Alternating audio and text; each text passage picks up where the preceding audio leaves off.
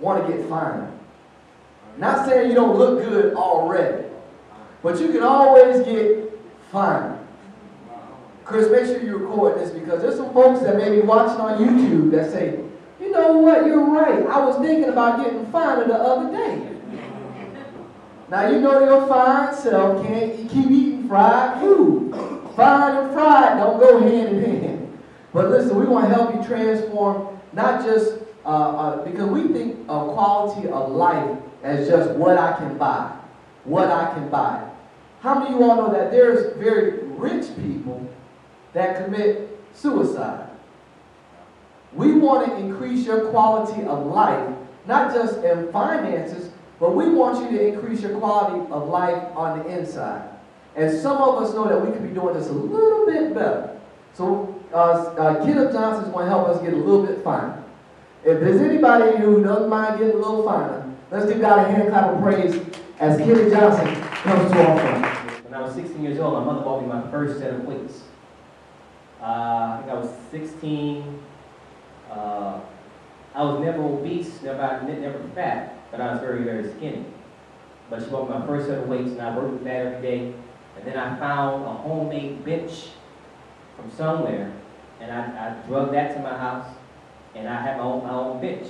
So I put my weights on top of the bench until I was able to press that, and it got too easy for me. Then I found something else that was lying on my grandfather's farm, two big iron things, and I would put it on the end of the bar, because now the weights got too light for me. And I worked with that, and I worked with that. And fitness is always a part of my life. And by the grace of God, when I grew up, well, going through high school, I ran track. I was in a weightlifting contest. I came in third place. I missed first place because I made one little mistake, so I didn't get overall. But I still got a trophy just participating. I came in third place. Adulthood. I'm the type of person, for me, I always have to do something that's very, very creative. If I'm sitting in one spot all day long, I get very bored real easy because it's the same thing over and over again. So there's different strokes for different folks. And so my thing was being creative, being able to do something different every single day that I would feel good about. So my field has happened to be fitness. Now, I didn't know until 2001 that I was able to get paid doing something that I love. So I saw an ad in the newspaper, and it said, learn how to become a personal trainer. So I said, okay, let me check this out. Went to the school, studied, passed, got hands-on training. They put me inside of a gym. I started training, following other trainers around, seeing what they did, watch their techniques, and I learned from them. And because my passion was so strong for health and fitness, I was the most requested trainer at that place and the other trainer. Other trainers' clients were requesting me. Not saying I have to brag or anything, but when you're passionate about something, it shows in your work. And nothing. I've trained lots of people for free just because of the love of fitness, because that's how much I love it. Moving right along, in 2007, I was working at a gym in New York, and I was working with another trainer, and the trainer said, well, you know what, you should create a MySpace page. You know, I didn't know anything about MySpace. He had a MySpace page, he put some pictures on there, flexing and everything, and so I said, okay, let me check this thing out. So I created a MySpace page, put a few pictures on there, me doing some gyms, taking some gym shots, and by the grace of God, I was discovered by a few photographers, a scout for a magazine called Black Man Magazine, who actually contacted me and said, I'd like to see you in Black Man Magazine. And at first I didn't take them serious, but then I discovered they were quite serious. They arranged a meeting with a photographer. I went to New York and New Jersey, did a 2-3 hour photo shoot over there. The month of September and October 2007, I was in Publix here in Florida. And I just happened to walk in Publix and pick up a magazine. I saw the magazine, picked it up, and there I was in the centerfold of Black Man Magazine, it's a national magazine. Opened up a lot of doors for me, created a lot more opportunities for me. I did several photo shoots. I'm also a fitness model. I've done photo shoots here in Florida, St. Augustine, Alabama, I've been invited to go to Canada to do shoots up there. So I do fitness, aside from being a passion of mine. Fitness pays. And fitness is also a lifestyle. It's a business opportunity, which now I've turned it into. I train people across the country, across the globe. I've got clients that I train online in Iraq, in Kuwait, in Germany, in Canada, and across the United States.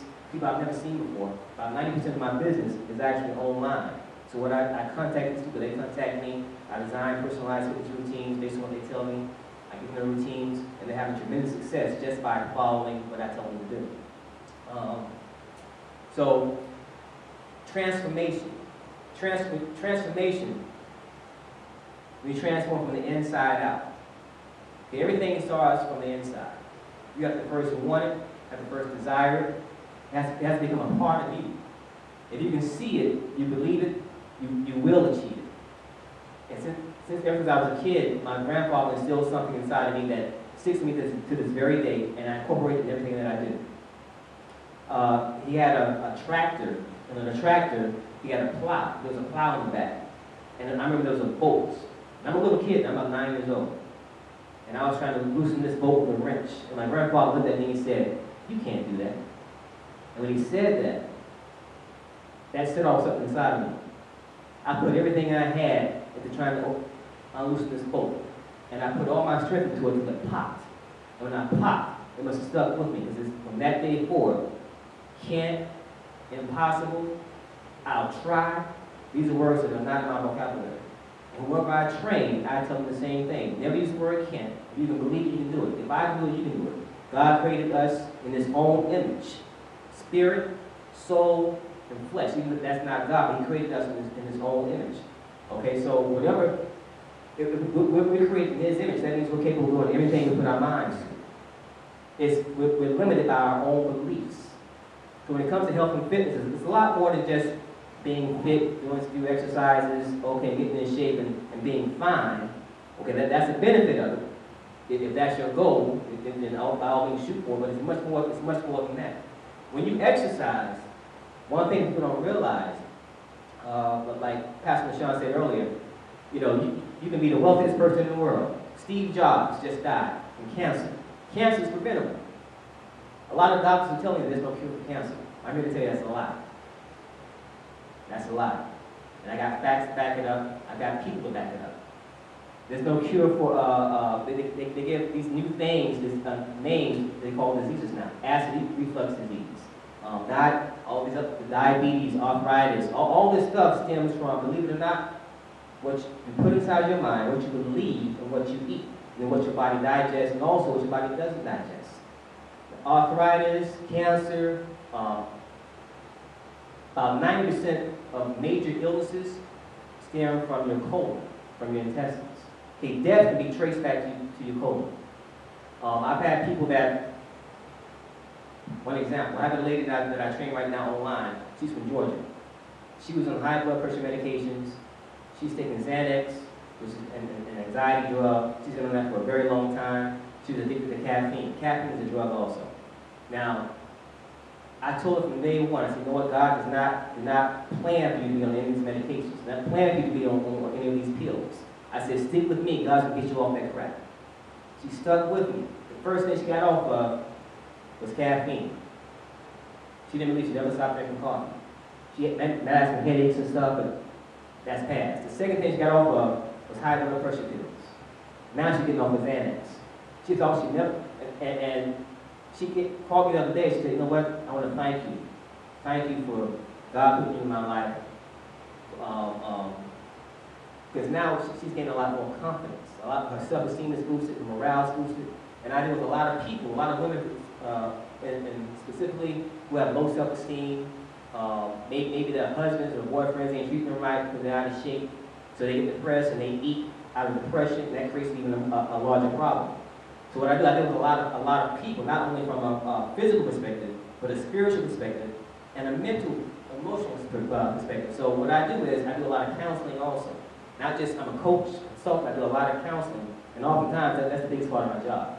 So the physical aspect is a small thing. It's what you're dealing with mentally on the inside, and spiritually that counts. So whatever you have inside this, it's going to show up on the outside.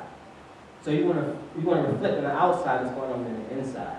Now I can show you all the routines in the world to do, but when you do that stuff, it's going to take your spirit to keep that stuff together. It's going to take some discipline to keep that stuff together. Because if that falls apart, whatever I show you ain't going to work. It don't do you any good.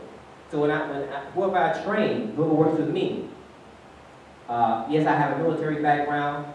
I'm also a martial arts instructor, so I'm very disciplined. Whenever you train with me, there's no failure in God's program.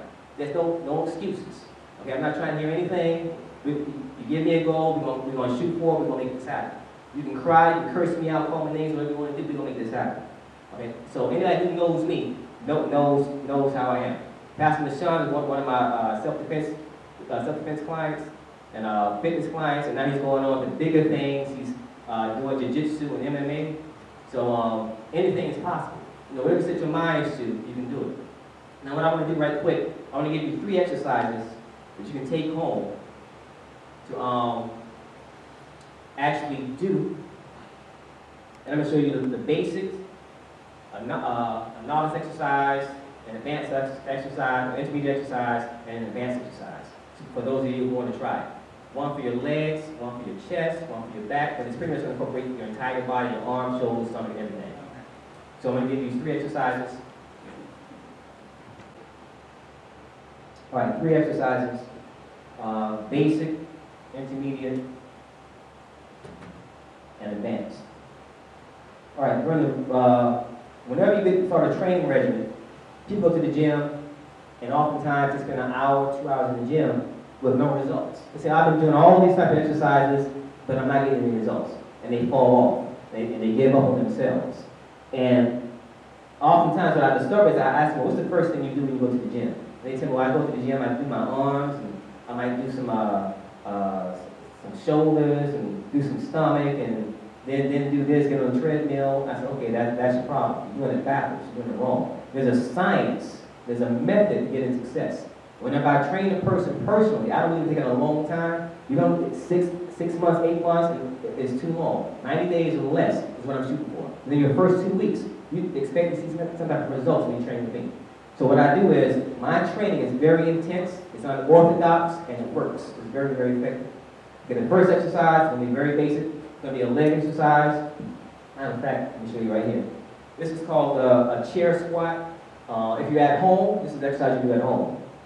If you don't have a gym membership, can't get down to the gym, raining somewhere outside, hurricane outside, it still ain't no excuse. You can still lift it down at your house. Okay, so this is called the chair squat. Chair squat, multiple ways to do this. You're going to stand with the feet shoulder width apart, back straight, about a couple inches away from the chair. And when you squat, you have different things you can do with your hands also. You can either squat with your hands on your waist, hands out in front of you. If you have dumbbells at the house, if you want to utilize the dumbbells, there's different techniques you can do with the dumbbells. But the squat, the basic squat, you want to sit in the chair, right? Now don't sit down like you sit, like you're comfortable. What you want to do is, as you sit, you want to touch the chair with your butt.